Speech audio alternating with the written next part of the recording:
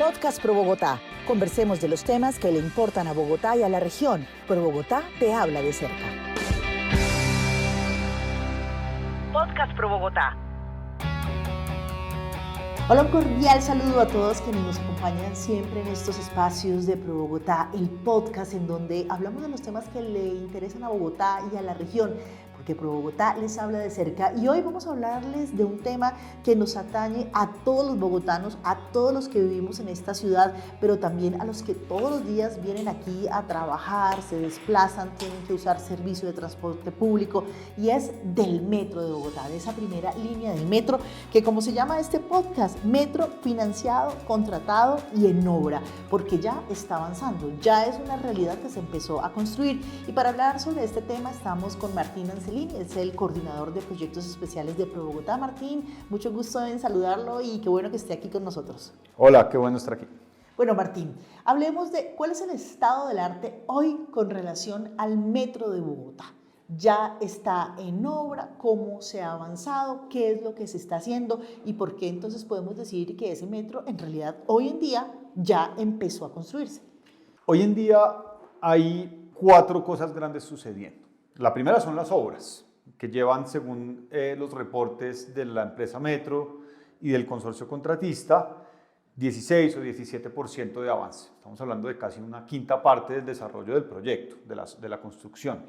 Los frentes no los estamos viendo todavía en las vías porque el proyecto inició en el patio taller del Corso, que es básicamente, llamémoslo, el parqueadero de los metros, en el perímetro de la ciudad, más allá del Portal de las Américas, contra el río Bogotá. Es un espacio muy grande donde se están llevando a cabo unas obras de gran envergadura, digamos muy rápido. Ahí luego va a haber unos talleres de prefabricación y una serie de instrumentos que se necesita que estén preparados en la superficie antes de empezar a construir el viaducto, es decir, el puente, llamémoslo así, la construcción del trazado del metro. Otro frente de obra que está teniendo lugar, ese sí lo podemos ver, está, digamos, bastante bien mitigado el tema del tránsito, entonces no lo estamos sufriendo fuertemente, es el intercambiador subterráneo de la avenida 72 con Caracas. Es un deprimido que va a generar, como decía, la interconexión de todo ese nodo de los héroes. Ese es el primer frente que está avanzando. En segundo lugar, como decía, eso lleva 16 o 17%. El segundo lugar, el tema de la adquisición predial, que está algo así como en un 90%. Lo que menciona el metro es que eso está prácticamente listo. Y eso sí se ve muy claramente. Cuando uno va por la Caracas, por la 1 de Mayo, por la Villavicencio, ve los polígonos de suelo muy grandes, expropiado o, digamos, adquirido por la empresa Metro, y en algunos casos demolidas las edificaciones que no tenían valor patrimonial y tal, para recibir las futuras estaciones. Esos suelos se le van a entregar al consorcio para que lleve a cabo ya la construcción. En tercer lugar, muy importante, y eso es algo que no se ve tampoco muy claramente, es todo el tema del traslado de redes. ¿Sí? En este momento se están relocalizando todas las redes que pasaban a lo largo del trazado, Villavicencio, 1 de Mayo, calle Primera y Caracas, para que la cimentación de las pilonas pueda ingresar, digamos, sin mayor problema, sin interrumpir los flujos de agua y los flujos de energía. Es algo también que uno no ve claramente, pero desde el año 2018, si no me equivoco, ya están en ese proceso de traslado de redes. Esto, por supuesto, ha requerido un diálogo con las empresas de servicios públicos, etc. Y un cuarto frente de trabajo muy importante es lo que se llama la apropiación de los diseños. La ciudad, en el año 2019, cuando culminaron los estudios de factibilidad, o sea, los diseños a nivel de factibilidad, que fueron el insumo principal para el contrato de obra, le entregaron a los proponentes, no solamente al ganador, sino a todos, unos diseños. Y parte del requisito para evitar lo que se llama una interfase, es decir, para evitar riesgos para el Estado y la ciudad de Bogotá, le obligaba a los proponentes, en este caso al consultor, apropiar esos diseños, es decir, coger los diseños a nivel de factibilidad y diseñarlos a nivel de detalle, ¿sí? Que ya es un proyecto terminado. Ese proceso está teniendo lugar ahorita y se entrega en unas semanas. Cuando se licitó el metro, claramente se propusieron unas condiciones técnicas muy específicas y desde un inicio se dijo es un metro elevado y bajo esas consideraciones se hicieron las evaluaciones de los proponentes, de quienes participaron, en fin, ya usted nos ha dicho un resumen claramente de cómo está avanzando estas obras. ¿Qué pasa con esa propuesta del presidente Petro? Es decir, las implicaciones que esto tendría más allá de los costos y de los tiempos, que hablemos de eso también, pero otras implicaciones porque eso es cambiar las reglas del juego cuando el juego ya está andando. El título, no me lo sé literalmente, pero el título del contrato, de la licitación que se abrió en su momento, insisto, no solamente al ganador, sino a todos, era la construcción de un metro elevado.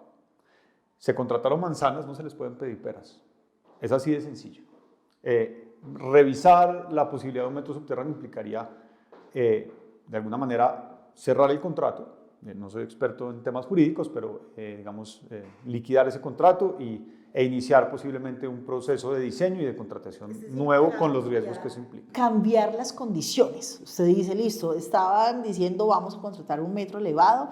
El que ganó esa licitación la ganó porque propuso precisamente unos diseños, unas condiciones para construir ese metro elevado. Seguramente si el metro se hubiera salido a licitación era subterráneo, probablemente otros hubieran ganado, ¿no? Y eso no implicaría una demanda también. No, es muy sencillo. El objeto no se puede cambiar. Cambiar las características, las peras por las manzanas, implica unos riesgos jurídicos de nivel macroeconómico, internacional, que pueden derivar en un detrimento patrimonial muy importante para el país, ¿no? Sin hablar de los riesgos y del tema reputacional que implica para Colombia no cumplir sus contratos. Claro que sí. Hemos oído también en las noticias claramente que el presidente Petro estuvo reunido con los chinos, que fueron los que ganaron esa licitación. Hemos oído también a la alcaldesa decir, el que cambia paga, como si el problema fuera de pagar, y han hablado de unos sobrecostos de 5 billones de pesos. Ese tema de que el que cambia paga es así de sencillo en realidad. Uno puede cambiar una licitación sencillamente diciendo tenga más plata y punto. No, esto es una historia interesante porque pues la ciencia es la ciencia, ¿no? Y cuando se tomó la decisión de hacer un metro elevado respondía a criterios técnicos, ¿no? Y por supuesto financieros. El suelo de Bogotá es un suelo muy arcilloso, es un suelo que tiene unas características diferentes. Inclusive sería más fácil construir si fuera un lago, mejor dicho, porque las arcillas se expanden y se contraen y una serie de elementos, más todo el tema de redes, cimentaciones y otros elementos que generan una dificultad significativa para el metro subterráneo. Sin embargo, ese no es el tema.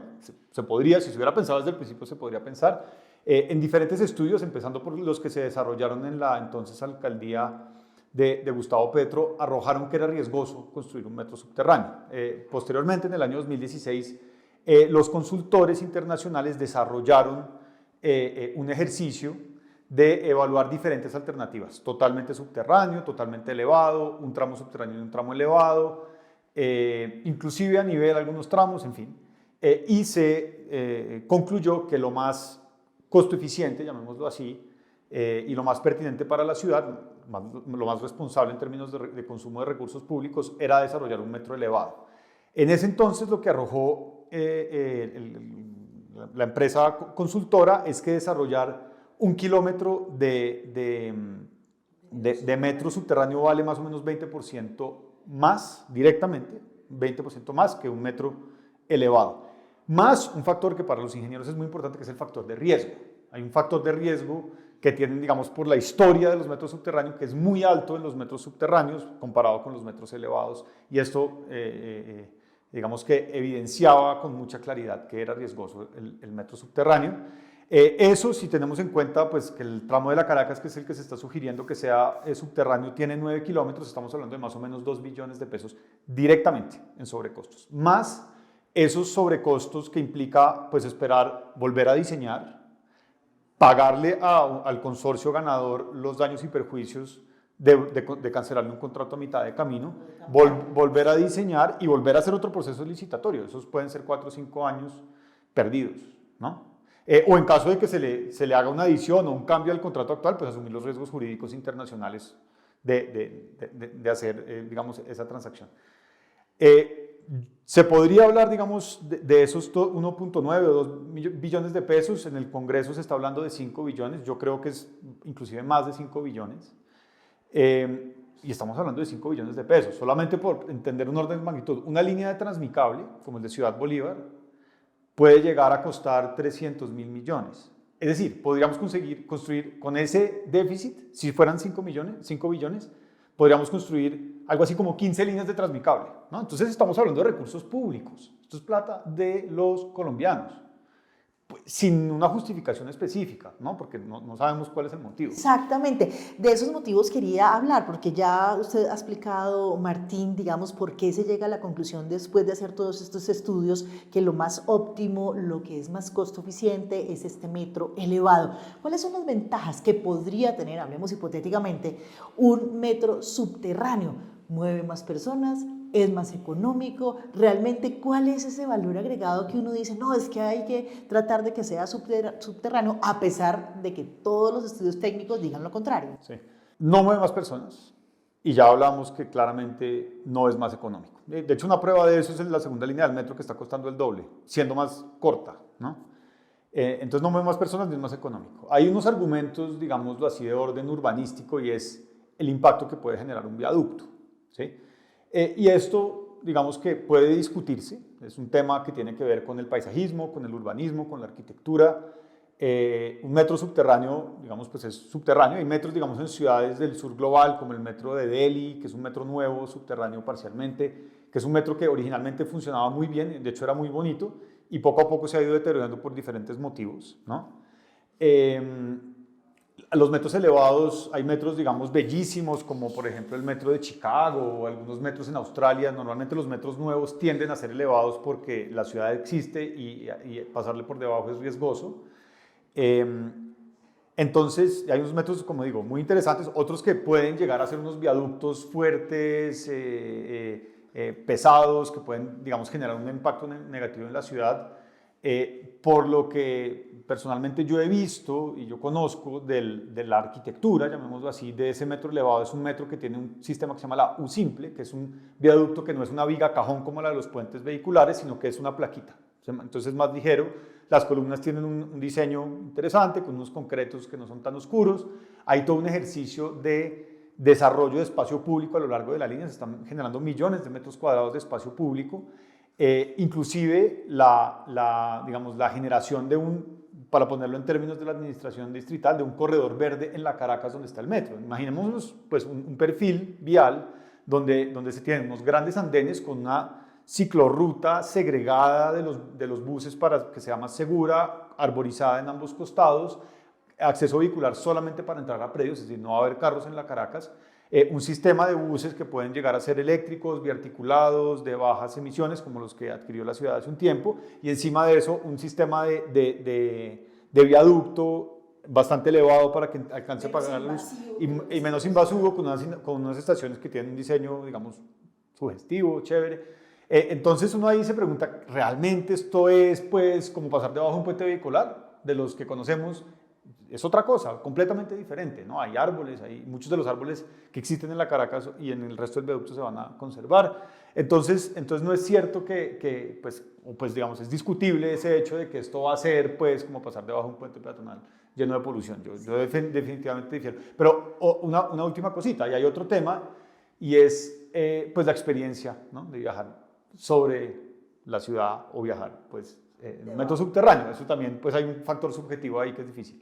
Y un último elemento es el tema del intercambio entre modos. Exactamente, Martín, de eso quería preguntarle sobre ese tema, porque evidentemente vendríamos de un metro en las alturas, digamos un metro elevado, donde hay unos vagones muy pesados, unos vagones largos, que necesitan tener un espacio suficiente para ir bajando y poder llegar a ese subterráneo. ¿Eso cómo se haría y cuáles serían las distancias que implicaría que ese metro elevado empiece a bajar para poderse meter subterráneo? Ahí hay un tema también, digamos, delicado. Imaginémonos que viene el metro elevado, como se sugiere en la solicitud que la presidencia le hizo al consorcio chino, entre otras muy extraño. Uno no le pregunta al doliente, hay un conflicto de intereses, claro, cierro paréntesis.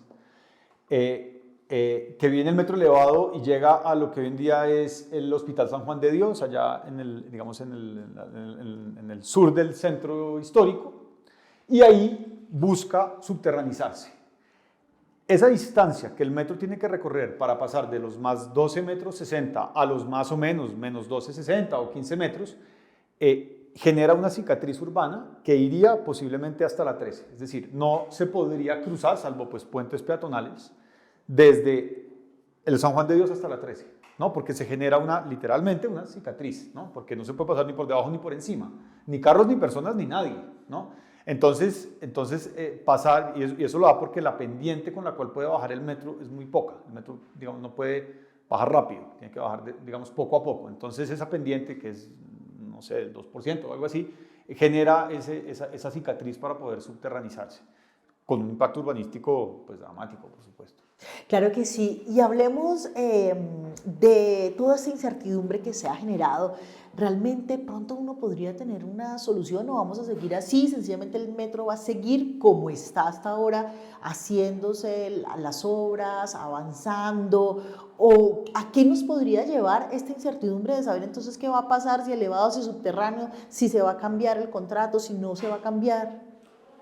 Pues no, yo creo que ya nos está llevando a algo negativo, ¿no? Es como esta incertidumbre para un inversionista internacional, para el mismo consorcio chino, que entre otras él se la ganaría toda porque pues gana por todos lados. En general para las personas en Colombia, que los bogotanos que digamos estamos esperando que llegue el metro, ahora nos van a decir que tenemos que esperar otros 5 años porque hay una decisión que tiene que ser subterránea, no sabemos bien por qué. Todo eso genera zozobra, ¿no? Después nos preguntamos por qué el dólar está a 5.000. Ahora, eso es la situación actual, ¿no? Y luego pensemos entonces en qué llegaría a pasar si digamos, ¿qué pasa si en enero el consorcio chino dice, no, definitivamente, lo que es obvio, el metro subterráneo vale X más, ¿no? Entonces, no sé, ojalá la presidencia tenga la modestia de decir, sí, vale más, echemos para atrás toda esta discusión. Y sigamos adelante con la obra como viene siguiéndose. Afortunadamente la empresa Metro ha sido diligente en seguir adelante. La obra sigue y eso digamos que nos genera tranquilidad a los bogotanos. Sin embargo, pues estamos perdiendo tiempo y energía. Hay que echar para adelante en general, ¿no? Imaginemos el peor escenario en el que empiecen a decir, sí, listo, vamos a cambiar los diseños, vamos a echar todo para atrás. Ya hablamos un poquito de las implicaciones de eso, ¿no? Y es qué implica para los bancos que financiaron esto, ¿no? Aquí está el Estado colombiano en juego, está la confianza del Estado colombiano en juego con el Banco Mundial, con el Banco Europeo, con el Estado chino que financió esta primera línea y con todos los otros estados y empresas internacionales que participaron en el proceso licitatorio y que perdieron contra el consorcio chino para ganarse el contrato de este metro elevado, ¿sí? Entonces eso pues genera un ambiente de zozobra muy delicado, ¿no? Y pues ya lo mencioné, pero no sobra repetirlo, hay que volver a empezar. No se pueden, perdón el término, no se pueden contratar calzoncillos y después pedir medias, ¿sí? Se contrató un metro elevado, si se decide hacer un metro elevado y subterráneo, toca cancelar el contrato o, digamos, encontrar la figura jurídica y volver a empezar de nuevo, volver a diseñar, ¿no? Volver a diseñar no es solamente hacer el diseño de ingeniería, todos los diseños de arquitectura, el tema predial, se compraron unos predios para una cosa y ahora para otra, toca volver a mover las redes porque se movieron para una cosa y ahora para otra. Todo el tema del modelo financiero, el metro elevado, que ya sabemos que es más económico, cerró por un pelo el metro elevado y eso fue lo que permitió la financiación. El metro subterráneo que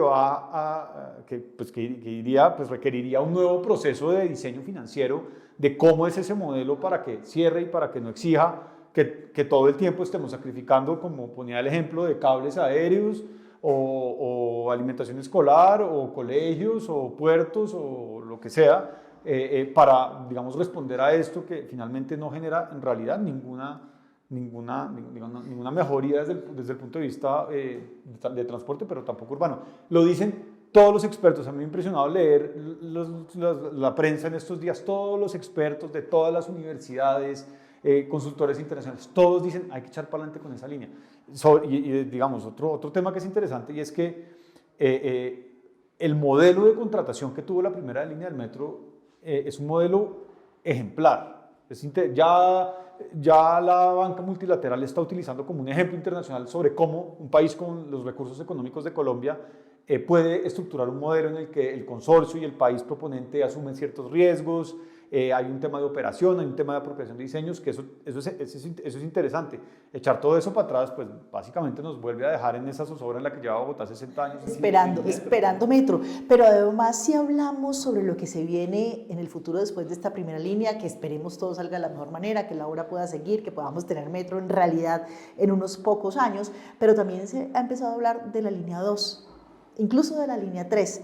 Hablemos de esa línea 2, que ya lo que se está proponiendo es que efectivamente sea una línea subterránea, que cuánta extensión podría tener y de dónde a dónde, dependiendo de esos costos que tiene esa línea 2. Sí, el trazado es el mismo, el trazado es desde Los Héroes, digamos, además es el trazado que en eso hay consenso en la ciudad. Digamos, la primera línea en todos los modelos, inclusive de Samuel Moreno, era desde Bosa, Portal Américas, subiendo al centro y por el centro hacia el norte lo máximo que se pudiera, ¿no? Subterráneo hubiera sido hasta la 39 o hasta inclusive el centro, elevado permitió el cierre hasta la 72 y ahora, digamos, por un motivo de política, por no decirlo, de políticas, por no decirlo de política, la alcaldesa López ha definido que la segunda línea sea subterránea, ¿no? Y parte elevada, hay un tema, digamos, en Suba que todavía no conocemos, pero la idea es pero eso lo decide la alcaldesa ¿con base en qué? Porque claro, toma la decisión, pero siempre hemos hablado que estas decisiones se toman básicamente con referencia a estudios técnicos, a gente experta que hace el análisis de los suelos, que hace el análisis de costos, de eficiencia y demás. Digamos que si nos fuéramos por la eficiencia económica, siempre va a arrojar que el elevado es más económico, ¿no? Y además el empate entre el elevado y el subterráneo va a generar un intercambiador muy complejo en la 72. Entonces, digamos que yo no podría decir cuáles son realmente los motivos por los cuales es subterráneo. Sin embargo, lo bueno de esa segunda línea es que es subterráneo desde el origen. Yo creo que debería por lo menos evaluarse la posibilidad de hacerlo elevado a ver qué pasa, porque estamos hablando de plata de los colombianos, insisto, de la alimentación escolar y de los transmicables y de otras cosas, ¿no? Pero bueno, dejemos ese tema ahí. En todo caso, la segunda línea, que como decía, vale el doble, de hecho vale más del doble de la primera, siendo más corta, en parte por el alza del dólar, muy importante, y en segundo lugar pues por el tema de ser subterráneo, ¿no? Esta primera línea del metro, ¿cuántos kilómetros de extensión tiene? Y la segunda, ¿cuántos tendría? La primera tiene 24 kilómetros. Es de las primeras líneas más largas que se han diseñado en el mundo. La segunda tiene 15.5 kilómetros. La primera tuvo un costo de alrededor de 16 billones de pesos, creo que algo menos, precisamente por ese modelo de contratación que le llevó algunos riesgos al consorcio proponente. La segunda tiene unos costos de casi el doble, alrededor del doble de eso. Hay varios factores ahí que son, por ejemplo, el alza del dólar y también, pues muy importante, el hecho de que es deprimido, es subterráneo. ¿Qué puede suceder con las demás obras que Bogotá tiene pendientes? Es decir, porque hay cosas por contratar, no solamente del metro, sino sobre todo en muchas vías, otro tipo de infraestructura. Cuando se presenta, por decirlo de alguna manera, esta inseguridad jurídica de los contratos. Pues digamos muchos factores. Lo primero es que en vez de hacer más vías y más proyectos, estamos gastándonos la plata en volver a hacer los proyectos que ya están contratados, ¿no? Sea cual sea el costo, 1.9, 5 billones. Entonces, y una troncal de Transmilenio de las grandes, tipo 68-100 o algo así, puede costar eso, puede costar 1.5 billones de pesos y puede llegar a mover el 70%, 50% de los pasajeros que mueve una línea de metro.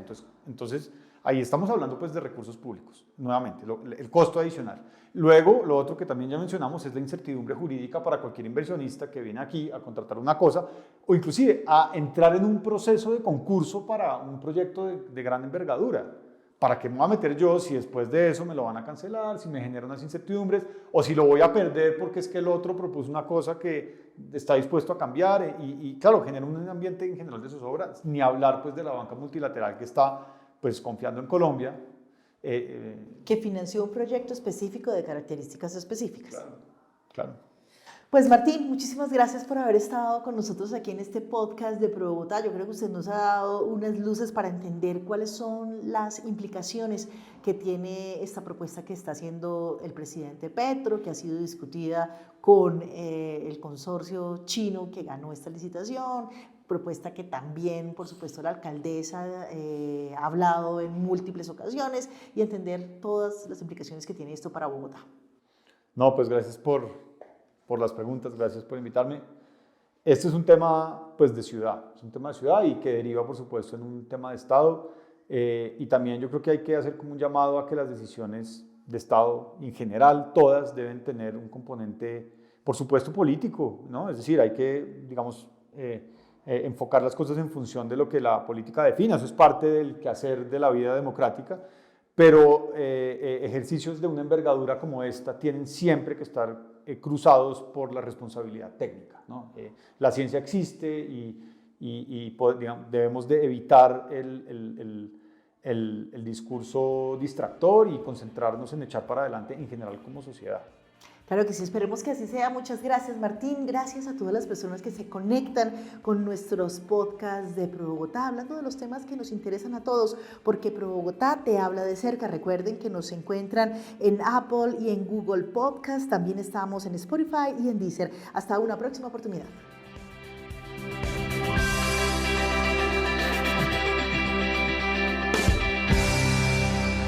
Pro Bogotá te habla de cerca. Podcast Pro Bogotá.